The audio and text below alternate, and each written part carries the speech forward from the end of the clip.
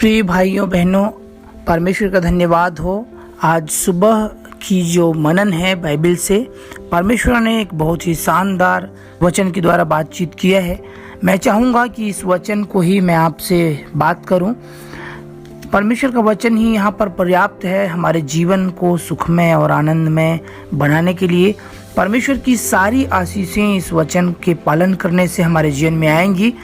तो मैं इस वचन को ही आपको बताना चाहूँगा जो पाया जाता है इफिसियों की पुस्तक और 4 अध्याय और पहले पद से हम अंतिम पद तक धीरे धीरे करके पढ़ेंगे।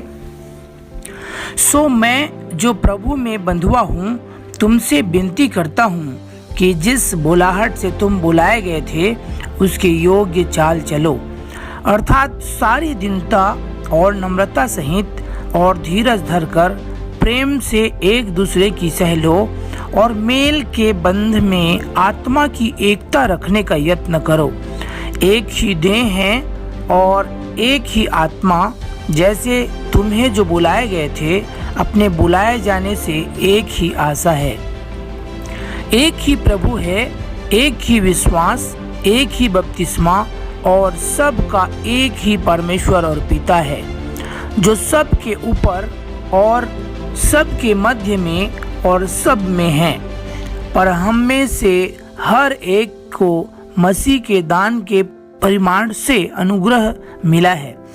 इसलिए वह कहता है कि वह ऊंचे पर चढ़ा और बंधुआई को बांध ले गया और मनुष्यों को दान दिए। उसके चढ़ने से और क्या पाया जाता है, केवल यह कि वह पृथ्वी की निचली जगहों में उतरा भी था। और जो उतर गया यह वही है जो सारे आकाश के ऊपर चढ़ भी गया कि सब कुछ परिपूर्ण करे। और उसने कितनों को प्रेरित नियुक्त करके और कितनों को भविष्यवक्ता नियुक्त करके और कितनों को सुसमाचार सुनाने वाले नियुक्त करके और कितनों को रखवाले और उपदेशक नियुक्त करके दे दिया, जिससे पवित्र लोग सिद्ध हो जाएं और सेवा का काम किया जाए और मसीह की देह उन्नति पाए, जब तक कि हम सब के सब विश्वास और परमेश्वर के पुत्र की पहचान में एक न हो जाएं और एक सिद्ध मनुष्य न बन जाएं और मसीह के पूरे डिलडौल तक न बढ़ जाएं, ताकि हम आगे को बालक न रहें, जो मनुष्यों की ठग विद्या और चतुराई से उनके भ्रम की युक्तियों की और उपदेश की हर एक बयार से उछाले और इधर उधर घुमाए जाते हों, वरन प्रेम में सच्चाई से चलते हुए सब बातों में उसमें जो सिर है अर्थात मसीह में बढ़ते जाएं, जिससे सारी देह हर एक जोड़ की सहायता से एक साथ मिलकर और एक साथ गठकर उस प्रभाव के अनुसार जो हर एक भाग के परिमाण से उसमें होता है अपने आप को बढ़ाती है कि वह प्रेम में उन्नति करती जाए। इसलिए मैं यह कहता हूँ और प्रभु में जताए देता हूँ कि जैसे अन्य जाति लोग अपने मन की अनर्थ रीति पर चलते हैं, तुम अब से फिर ऐसे न चलो, क्योंकि उनकी बुद्धि अंधेरी हो गई है और उस अज्ञानता के कारण जो उनमें है, उनके मन की कठोरता के कारण वे परमेश्वर के जीवन से अलग किए हुए हैं और वे सुन्न होकर लुचपन में लग गए हैं कि सब प्रकार के गंदे काम लालसा से किया करें।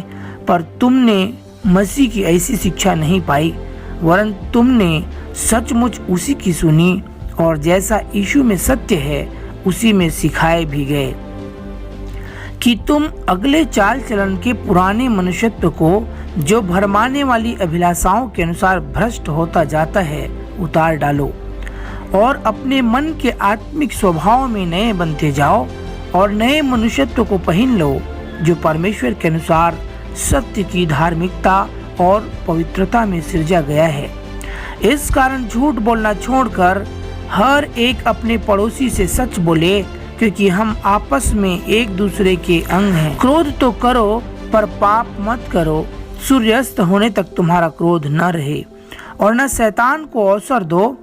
चोरी करने वाला फिर चोरी न करे, वरन भले काम करने में अपने हाथों से परिश्रम करे, इसलिए कि जिसे प्रयोजन हो उसे देने को उसके पास कुछ हो। कोई गंदी बात तुम्हारे मुंह से ना निकले, पर आवश्यकता के अनुसार वही जो उन्नति के लिए उत्तम हो, ताकि उससे सुनने वालों पर अनुग्रह हो। और परमेश्वर के पवित्र आत्मा को शोकित मत करो, जिससे तुम पर छुटकारे के दिन के लिए छाप दी गई है। सब प्रकार की कड़वाहट और प्रकोप और क्रोध और कलह और निंदा सब बैर भाव समेत तुमसे दूर की जाएं, और एक दूसरे पर कृपाल और करुणामय हो। और जैसे परमेश्वर ने मसीह में तुम्हारे अपराध क्षमा किए, वैसे ही तुम भी एक दूसरे के अपराध क्षमा करो। परमेश्वर इन वचनों के द्वारा हम सबों को आशीष दे। इन वचनों को अपने जीवन में अनुकरण करने से निश्चित ही आप आशीषित होंगे। आप और आपकी कलीसिया, आपके परिवार, आपके आसपास के लोग परमेश्वर में दृढ़ता के साथ आगे बढ़ेंगे, आशीषित होंगे और सिद्ध होंगे। परमेश्वर आशीष दे।